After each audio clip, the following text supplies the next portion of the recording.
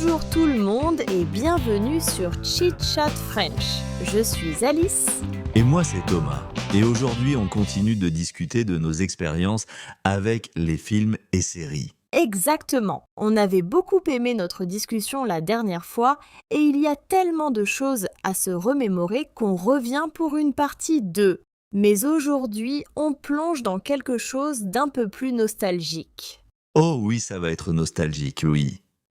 Voilà, on va parler des films et des séries qui ont marqué notre enfance. Parce qu'il y a tellement de choses à dire sur ce qu'on regardait quand on était petit. Et pour vous qui apprenez le français, c'est aussi un épisode très utile. Vous allez voir pourquoi à la fin. Alors, Thomas, on commence ? On commence. Alors Alice, tu as un premier souvenir de télévision qui te revient vraiment? Le tout premier souvenir d'enfance devant un écran? Oui, et c'est très précis dans ma mémoire. C'était le samedi matin. Je me levais très tôt, avant tout le monde dans la maison, je descendais en pyjama, je prenais un grand bol de céréales.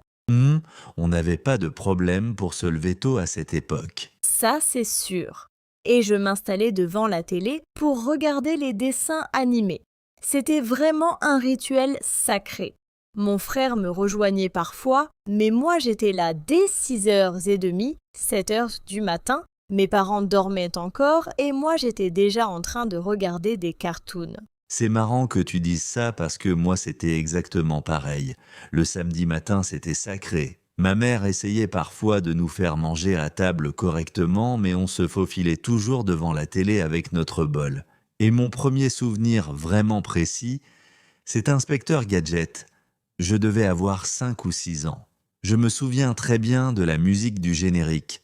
Même aujourd'hui, si tu me la joues, je la reconnais en une seconde. Oh, moi aussi! Ce générique, il est gravé dans la mémoire de toute une génération. Et Inspecteur Gadget, c'est quand même un personnage extraordinaire. Il est complètement incompétent, mais il réussit toujours à la fin grâce à sa nièce Penny.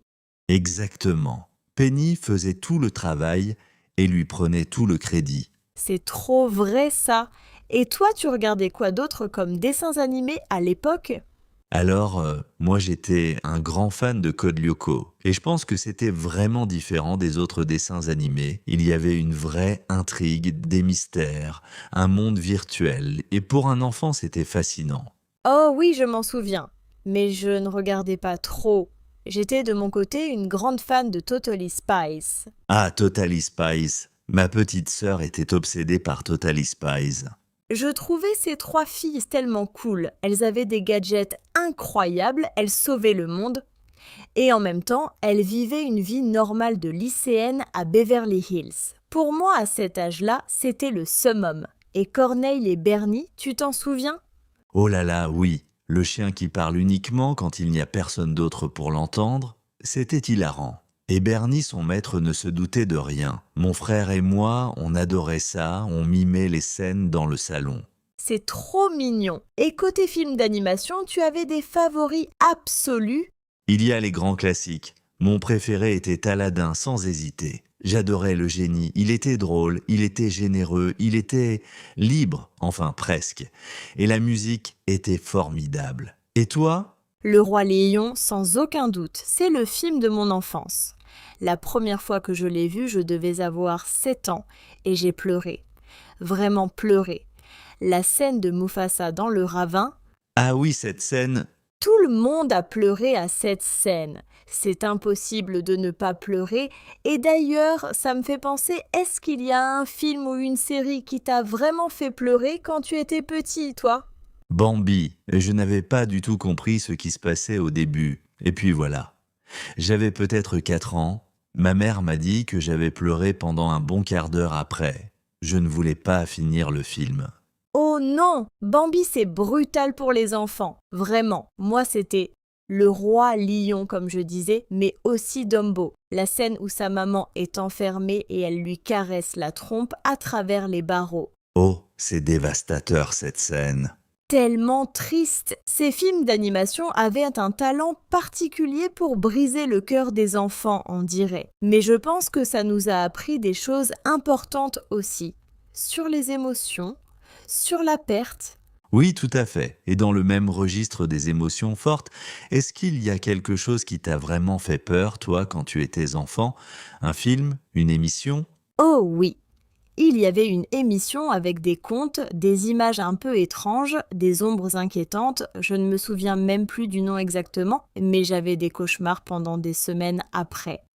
Je n'osais pas en parler parce que j'avais honte d'avoir peur d'un dessin animé. Et toi? Alors moi, ce n'était pas un film d'horreur du tout, hein. C'était Fantasia. Il y a une séquence avec une figure démoniaque sur une montagne, le Mont Chauve. J'avais complètement paniqué. Ma mère avait dû éteindre la télé. Ah oui, je comprends totalement. Fantasia, c'est magnifique, mais certaines séquences sont vraiment intenses. Les contes et les histoires sombres restent dans la mémoire d'une façon particulière, non? Plus longtemps que les choses douces parfois. C'est vrai, le cerveau retient bien les émotions fortes. Et en parlant de souvenirs intenses, le cinéma? Tu te souviens de ta première fois au cinéma? Oui, très bien. J'avais 5 ans, mes parents m'ont emmené voir le livre de la jungle, la version animée. Et je me souviens de l'impression de la grande salle, l'écran immense, le son fort, l'obscurité. J'étais à la fois émerveillée et un peu intimidée. Je me suis accrochée à la main de ma maman pendant tout le film. C'est fort comme souvenir. Moi, ma première fois au cinéma, c'était avec mon père. On a vu Tarzan, et il m'avait acheté un énorme sac de pop-corn, ce qui était déjà en soi quelque chose d'extraordinaire pour moi à cet âge-là. Ah oui, le pop-corn du cinéma, c'est une expérience en soi. Il y a quelque chose de magique là-dedans. Complètement. Et la musique qui démarre sur Tarzan, j'ai adoré du premier instant. Mon père était content parce que j'avais l'air aussi enthousiaste que lui finalement. C'est beau ça, partager ce moment avec son père. Est-ce que tes parents ont beaucoup influencé ce que tu regardais en général quand tu étais enfant? Oui, beaucoup en fait. Mon père adorait les westerns. Et parfois le week-end, il regardait ses films et je restais à côté de lui même si je ne comprenais pas tout. C'est lui qui m'a appris à aimer les histoires d'aventure, de héros qui doivent choisir entre le bien et le mal. Mhm. C'est génial de partager ça. Ma mère, elle, regardait des émissions de variété, des chansons françaises, et du coup j'ai grandi avec beaucoup de musique aussi. Les deux ont influencé mes goûts d'une façon différente. Et toi, c'est tes parents ou quelqu'un d'autre qui a orienté tes choix? Moi, c'est surtout mon frère aîné qui a influencé mes goûts. Il avait 5 ans de plus que moi. Alors il regardait des choses un peu plus vieilles pour mon âge. Et moi, je voulais faire comme lui. Je voulais être dans son monde. Alors j'ai regardé des films qui étaient peut-être un peu trop matures pour moi à l'époque. Ah oui? Mais au final, ça m'a ouvert à des univers très tôt. Et je pense que c'est pour ça que j'ai toujours eu des goûts assez variés. C'est souvent comme ça avec les grands frères et sœurs, ils accélèrent un peu la croissance de leurs petits frères et sœurs, culturellement parlant. C'est vrai ça. Et ça me pose une question. Est-ce que tu as essayé de revoir ces dessins animés ou ces films de ton enfance en tant qu'adulte? La magie survit? Alors, c'est une très bonne question. J'ai revu Le Roi Lion l'année dernière avec ma nièce et j'ai pleuré exactement aux mêmes endroits qu'à 7 ans. Donc, clairement, la magie, elle survit.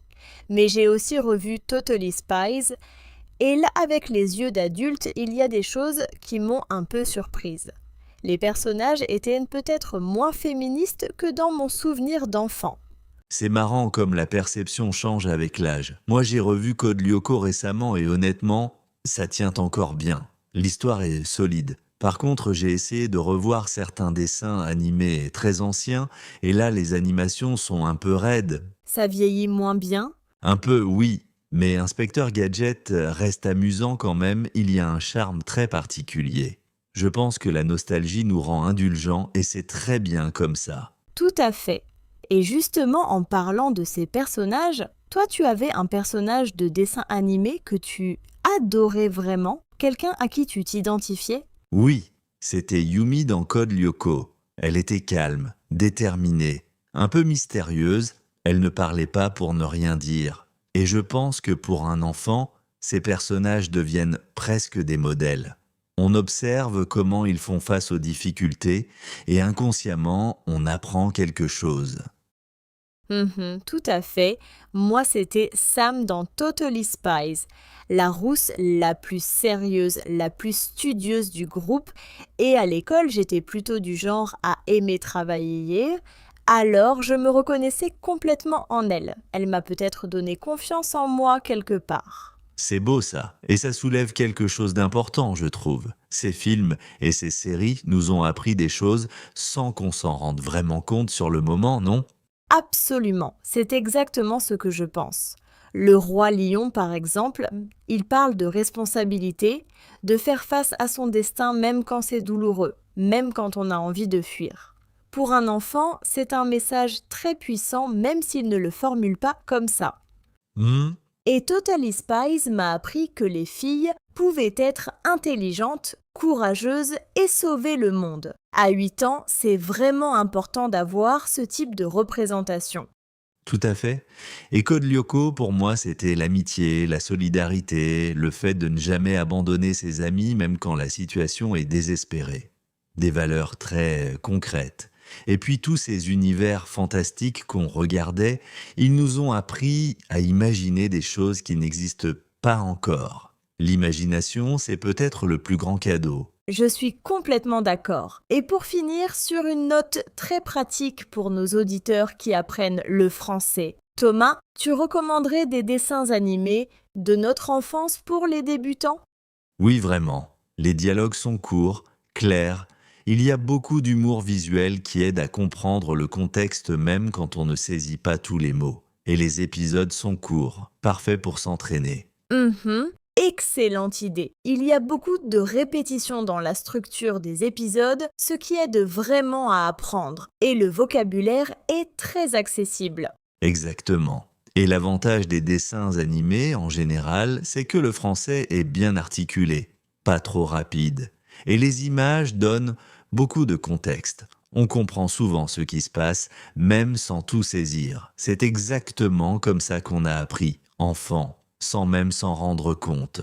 Voilà le secret du langage, on apprend en s'amusant. Et sur cette belle note, on arrive à la fin de cet épisode. Honnêtement, cette conversation m'a donné envie de passer tout mon week-end à revoir des dessins animés.